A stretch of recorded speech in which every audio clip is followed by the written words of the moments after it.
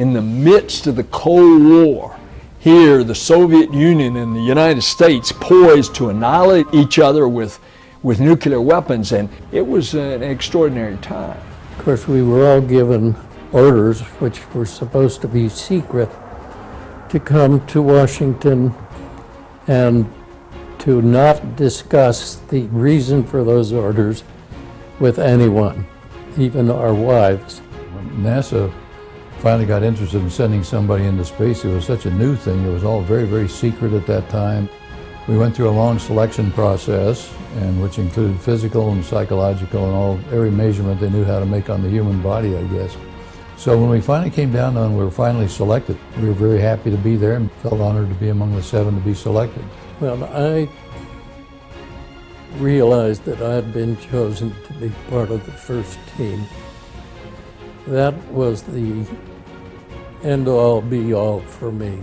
The original 7 were, of course, figures that were revered, the engineers who were doing the designs, the launch crews who were doing the day in and day out work, and then the crew shimmying into those little tin cans called capsules that were taking us into the heavens.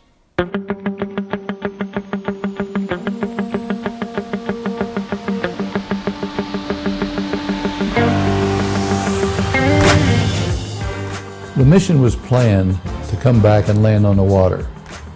And so we did a lot of water training on it too. So what would happen if you had a leak in the spacecraft after you once hit the water, what the impact would be, if you're underwater, could you get out? And training like that tried to train for every possible contingency. When I got to fly the shuttle, I knew what to expect. I think when John flew his first flight, he didn't know what to expect. And that's a huge difference. When John first launched, he was on a brand new rocket, never been to orbit before. We didn't know how humans would react in zero-G. We didn't know whether they'd be able to eat. Some people said their eyes wouldn't focus. All kinds of crazy stories that John told me that they told him before he launched to expect. He didn't believe any of those, and most of them were not true, but we just didn't know back then. The day that I finally went, that was the 3rd time I had actually suited up and been on top, been locked in and ready to go. But when you finally get in the thing and you're ready to go, you're very, very busy. People think you're in there contemplating great thoughts, and I think it's more likely you're in there, as I was, double checking all the instrumentation and talking to the people on the ground crew to make sure that everything was okay for launch. That countdown for the launch is something you have done time and time and time again, so it was, in a sense, just another day at the office. But this was real, and it caught everybody's attention.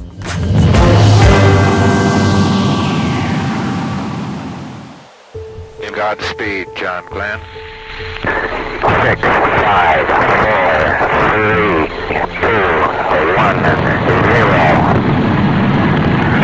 Roger, the clock is operating. We're underway. Loud and clear. Roger, we're programming and roll okay. Godspeed, John Glenn. I was in the blockhouse when he was, and the last to speak to him before liftoff. Gus and Al had both done that, but they weren't riding on this big, big fuel tank that had the ability to give him more speed than what Al and Gus had had. They didn't have enough to coast all the way around the world. They just had enough to go up a little ways and fall back to Earth. People look at all this fire and smoke on the ground and they think you're under huge stress inside. You're not. The thrust is just barely greater than the weight of the spacecraft, so you lift off very gently. And the more the fuel burns out there, the lighter it becomes, and the thrust is still high. So the farther you go up here on this entry into space, the more G's you feel inside. Roger, 0G, and I feel fine. Capsule is turning around. Oh, that view is tremendous. Roger, turnaround started. Roger, capsule turning around, and I could see the booster during turnaround just a couple of 100 yards behind me. It was beautiful. Roger, 7. You have a go. At least 7 orbits. Roger, understand go for at least 7 orbits.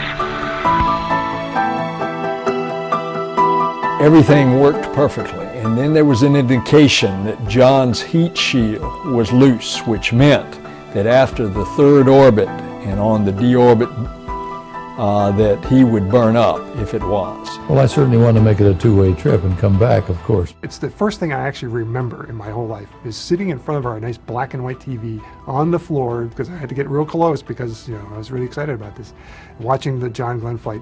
And the thing I remember most about it is sitting there worrying about whether or not John Glenn was going to survive when that heat shield was getting loose.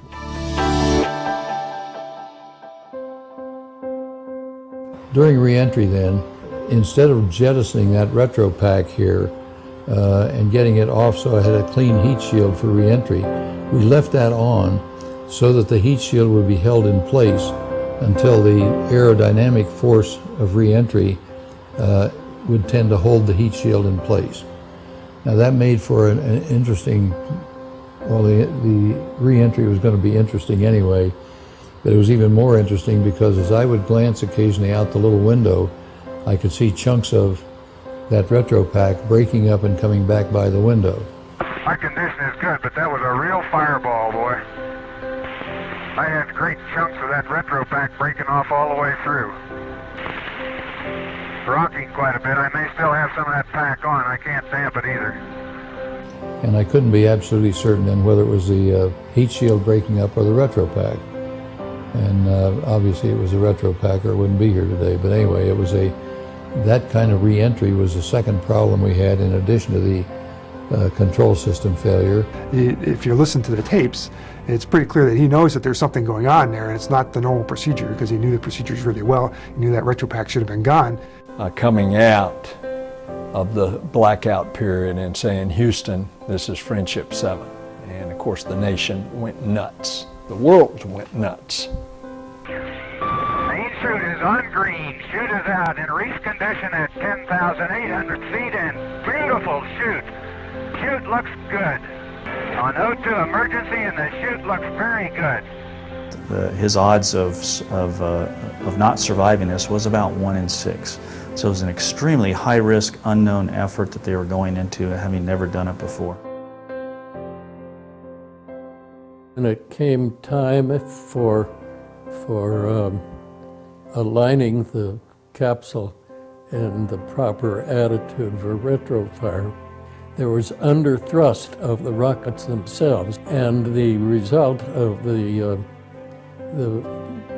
intermittently failed horizon scanner meant that the rockets were pointed in the wrong direction. Each one of those failures made me fly a little bit too far, and it all added up to 250 miles. Had a lot of people frightened. I was not frightened by that because, contrary to their lack of knowledge about my location, I knew exactly where I was. I was back on the water where I wanted to be. We did research. We learned the new things first. And those were, and with a little investment and educated citizenry, away we went with we became a leader in the world in just about a century and a quarter.